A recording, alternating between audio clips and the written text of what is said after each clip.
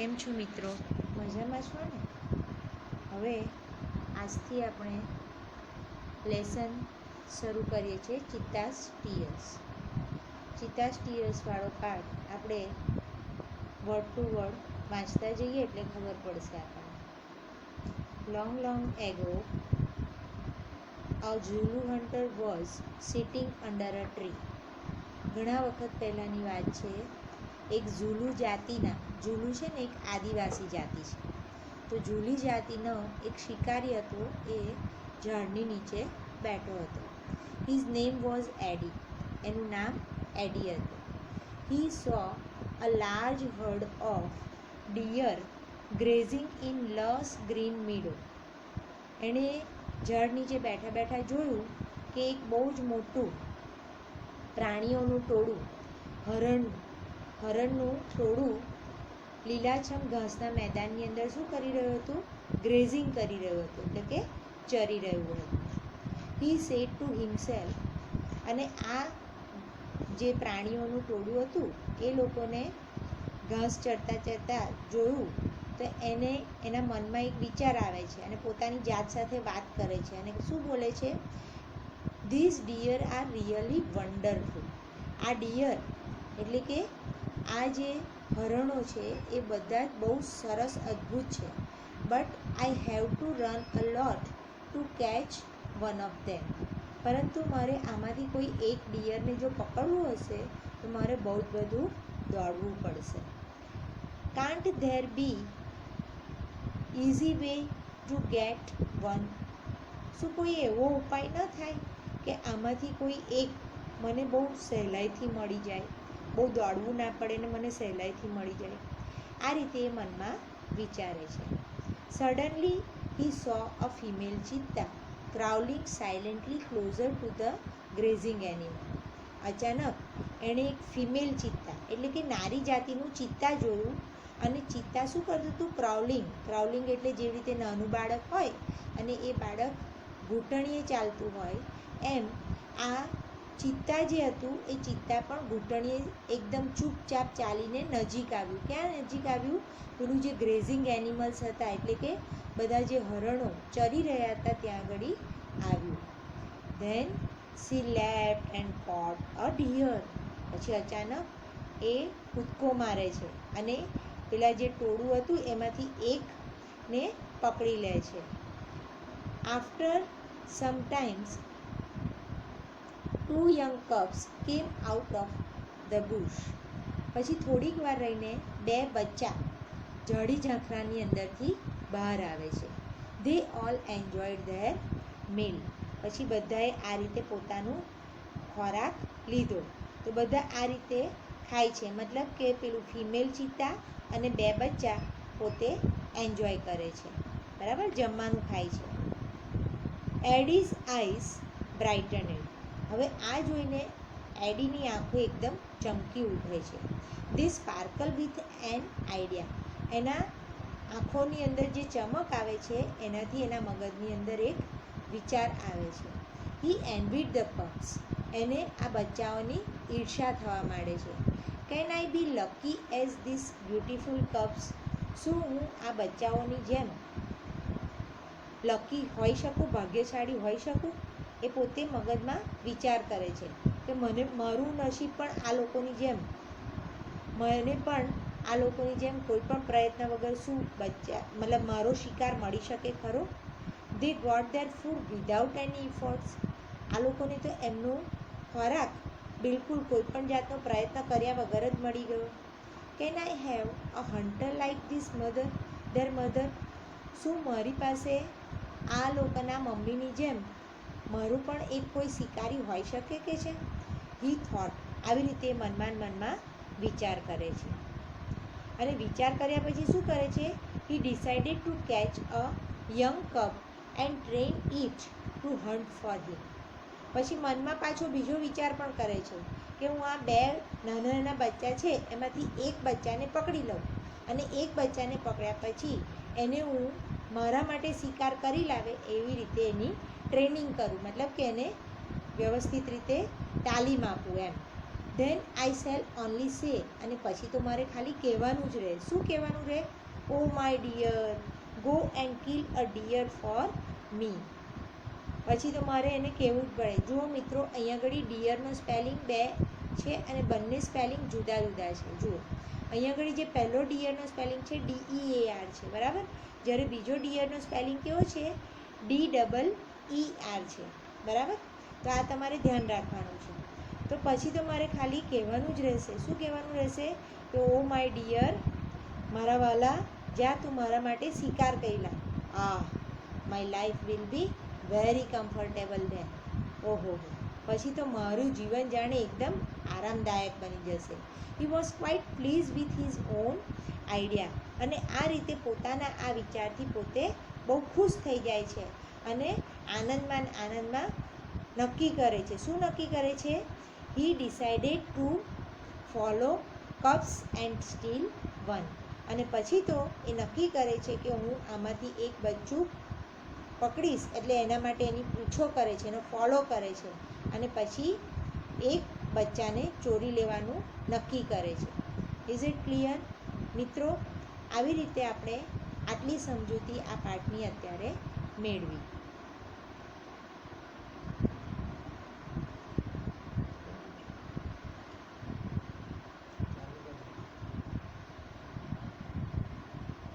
ચાલો મિત્રો, હવે આપણે આના શબ્દો વિશે પણ જોઈ લઈએ. મિત્રો, તમારે તમારી નોટબુકમાં આ પાઠના નવા શબ્દોને લખવાના છે, બરાબર. તો આ પાઠના નવા શબ્દોમાં પહેલો શબ્દ તમારે લખવાનો છે હર્ડ. હર્ડ એટલે પ્રાણીઓનું ટોળું, બરાબર. એના પછી બીજો શબ્દ લખવાનો છે ગ્રેઝિંગ. ગ્રેઝિંગનો મતલબ થશે ચરવું. મિત્રો, વ્યવસ્થિત રીતે નોટબુક બનાવજો અને એની અંદર આ બધા શબ્દો લખજો.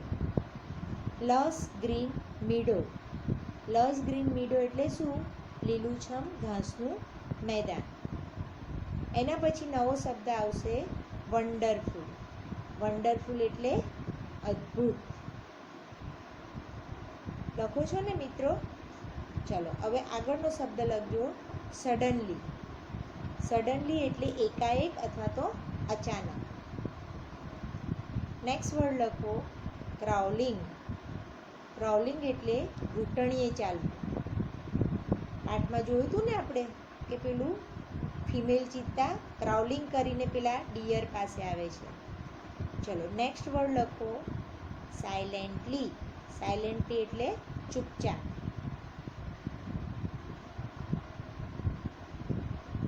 એના પછીનો વર્ડ લખો ક્લોઝર.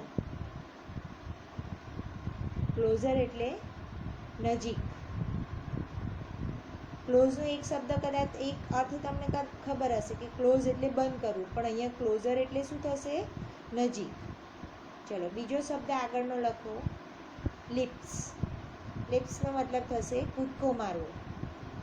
જુઓ મિત્રો, અહીંયા આગળ જે લિપ્સ છે એનો સ્પેલિંગ શું છે? LEAP. એને લેપ્સ પણ વંચાય, બરાબર. એના પછીનો નવો શબ્દ લખો કપ્સ. કપ્સ એટલે પ્રાણીના બચ્ચા, બરાબર. નેક્સ્ટ વર્ડ લખો બુશ. બુશ એટલે ઝાડી ઝાંખું. કેટલીક વાર પાણીની ખાડી હોય એની આજુબાજુ જે કંઈ બધું ઉગી ગયું હોય એને ઝાડી ઝાંખું કહેવાય, બરાબર. ચલો, એના પછી બ્રાઇટનેડ. બ્રાઇટનેડ એટલે ચમકી ઉઠ. અને એના પછીનો શબ્દ છે સ્પાર્કલ્ડ. સ્પાર્કલ એટલે પણ ચમકી ઉઠવું. આ બંને શબ્દો એકબીજાના નિયરેસ્ટ મિનિંગ છે. ઓકે. નેક્સ્ટ વર્ડ લખો એન્વીડ. એન્વીડ એટલે ઈર્ષા થવી, બરાબર. નેક્સ્ટ વર્ડ લખજો ઇફોર્ટ. ઇફોર્ટ એટલે પ્રયત્ન.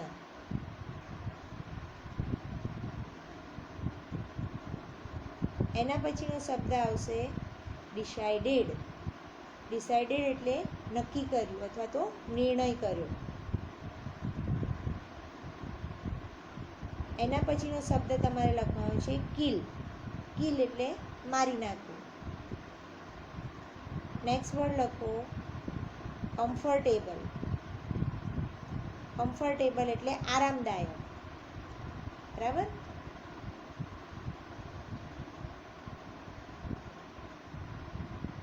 નેક્સ્ટ વર્ડ છે ક્વાઇટ પ્લીઝ.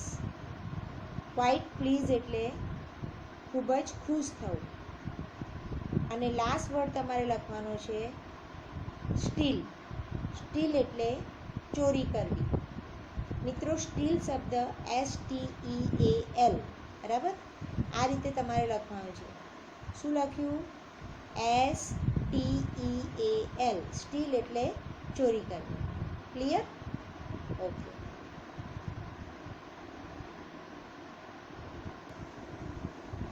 ચાલો મિત્રો, હવે આપણે આના પ્રશ્નોના જવાબ લખીએ.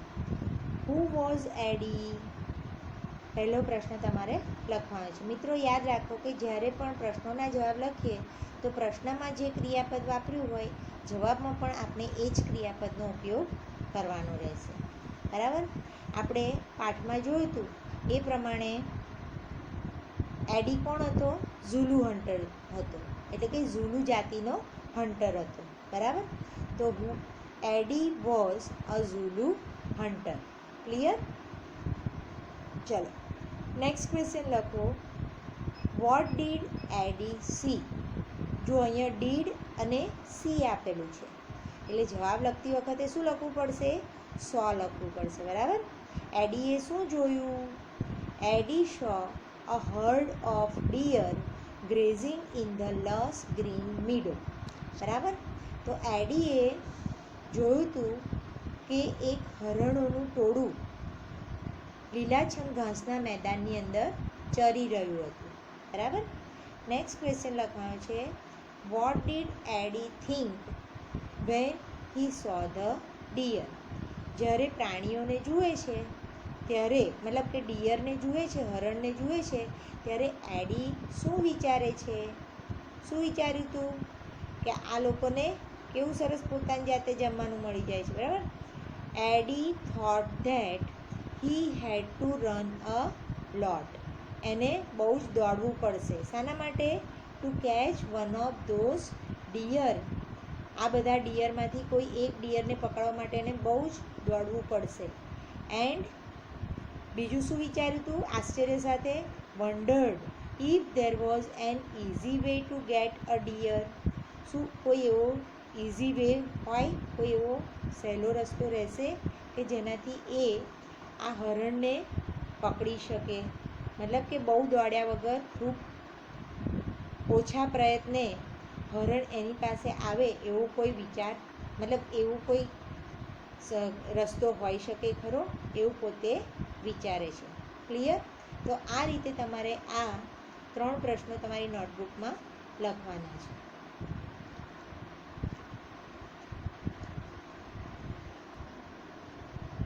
ચાલો મિત્રો, હવે આપણે ચોથો પ્રશ્ન લખીએ.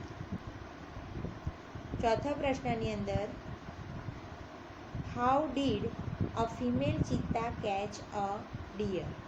બરાબર. તો ફિમેલ ચિત્તા કેવી રીતે હરણને પકડે છે? અ ફિમેલ ચિત્તા ક્રાઉલેડ. બરાબર. હવે અહીંયા ડીડથી પ્રશ્ન પૂછાયો છે માટે આપણે ક્રાઉલિંગનું શું કરી દીધું? ક્રાઉડેડ. Crowded silently. ખૂબ ચૂપચાપ ઘૂંટણીએ ચાલે છે. ક્યાં ઘડી? નજીકમાં જાય છે. કોની પાસે? Closure to the grazing animal. જે ચરી રહ્યા હતા એ પ્રાણીઓ પાસે ધીમે રહીને જાય છે, ચૂપચાપ. And then she leapt. અને પછી કૂદકો મારે છે. And caught a deer. અને એક હરણ પકડી લે છે. ચલો એના પછીનો નેક્સ્ટ ક્વેશ્ચન તમારે લખવાનો છે with whom did the cheetah enjoy the meal? ચિત્તા, ફિમેલ ચિત્તા કોની સાથે પોતાનો ખોરાક એન્જોય કરે છે? તો કોની સાથે એન્જોય કરે છે? એના 2 બચ્ચાની સાથે. The cheetah enjoyed her meal with her 2 cubs. With her 2 cubs. એના 2 બચ્ચાઓની સાથે. ક્લિયર? તો આ 5 પ્રશ્નોના જવાબ તમારી નોટબુકમાં લખો. ચાલો મિત્રો, છઠ્ઠો પ્રશ્ન લખીએ. Why did Eddie envy the cubs? એડીને બચ્ચાઓની કેમ ઈર્ષ્યા આવે છે? કેમ આવે છે? કારણ કે બચ્ચાઓને પોતાનો ખોરાક એમને મળી ગયો હતો પ્રયત્ન વગર. એડી envied the cubs. એડીને ઈર્ષ્યા આવે છે. અહીંયા ડીડ અને એનવી છે, માટે આપણે એનું ભૂતકાળનું રૂપ લખ્યું envied.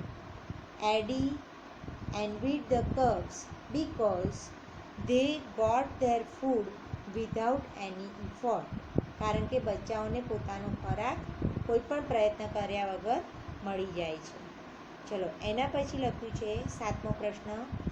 Vote idea did Eddie get? એડીને કયો વિચાર આવે છે? એડી, હવે ડીડ અને ગોટ આપેલું છે, ગેટ આપેલું છે, માટે આપણે શું કરીશું? ગોટ કરીશું. Eddie got the idea to have a hunter like the mother cheetah. Mother ચિત્તા જેવો શિકારી એના માટે હોવો જોઈએ પોતે વિચારે છે. ટુ હન્ટ હિઝ ફૂડ, પોતાના માટે ખોરાક શિકાર કરીને લઈ આવે એવો વિચાર આવે છે. ક્લિયર? ચાલો, એના પછીનો પ્રશ્ન આપણે લખીએ. Why did Eddie think of catching a cheetah cub? એડી કેમ એવું વિચારે છે કે ચિત્તાના બચ્ચાને એણે પકડવું જોઈએ? બરાબર? તો કેમ એવું વિચારે છે? તો જુઓ, એડી, હવે ડીડ અને થિંક છે, માટે આપણે શું લખીશું? Thought. Eddie thought of catching a cheetah cub so that, જેથી કરીને હી કુડ ટ્રેન ઇટ, તે તેને તાલીમ આપી શકે. શાના માટેની તાલીમ? ટુ હન્ટ ફોર હિમ, એના પોતાના માટે શિકાર કરી લાવે એની તાલીમ આપી શકે. ક્લિયર? ચલો, એના પછીનો નવો પ્રશ્ન લખજો. Why was Eddie please with his idea? Eddie પોતાના આઈડિયાથી, એટલે કે પોતાના વિચારથી કેમ બહુ ખુશ હતો? જો અહીંયા વોઝ અને પ્લીઝ લખ્યું છે, તો આપણે જવાબમાં પણ એનો જ ઉપયોગ કરીશું. Eddie was please with his idea because he thought that he would have to only order the cup. કારણ કે એને તો પછી ફક્ત હુકમ જ કરવાનો રહેશે. શાનો? કોને? તો કે કબને, બચ્ચાને ખાલી હુકમ કરવાનો રહેશે. To hunt a deer for him, એના માટે એક હરણ જઈને હન્ટ કરી લાવે, એટલે કે શિકાર કરી લાવે. And this his life would be very comfortable, અને આ રીતે એનું આખું જીવન કમ્ફર્ટેબલ બની જાય, એટલે કે આરામદાયક બની જાય. ક્લિયર? ચલો, એના પછીનો નેક્સ્ટ ક્વેશ્ચન, જે આ વિડીયોમાં તમારા માટેનો લાસ્ટ ક્વેશ્ચન છે. શું છે પ્રશ્ન? જુઓ. What did Eddie decide to do? Eddie શું નક્કી કરે છે? શું નક્કી કરે છે? કે આ બચ્ચાઓની પાછળ પાછળ જઈશ અને એક બચ્ચાને હું પકડી લાવીશ. Eddie decided to follow the cubs and steal one, અને એક બચ્ચાને ચોરી લેવાનું વિચારે છે. ક્લિયર? તો આ રીતે એડી એક બચ્ચાને ચોરી લેવાનું વિચાર કરે છે. ક્લિયર? તો આ રીતે તમારો અહીંયા ઘડી પહેલા પાઠના 4 પેરેગ્રાફ કમ્પ્લીટ થાય છે, અને એના શબ્દાર્થ અને એના પ્રશ્નોના જવાબ આજે આપણે ક્લિયર કર્યા. ઓકે? હવે આ તમારે તમારી નોટબુકની અંદર લખી દેવાના છે. Will see you in the next video. 19 મિનિટનું થયું. જુઓ હવે કેવું આવે છે. સેવ થઈ ગયો. મેં આમ બહાર નીકળી ગઈ, હવે સેવ તમારે કરવું. એકવાર હું જોઈ લઉં કેવું થયું છે.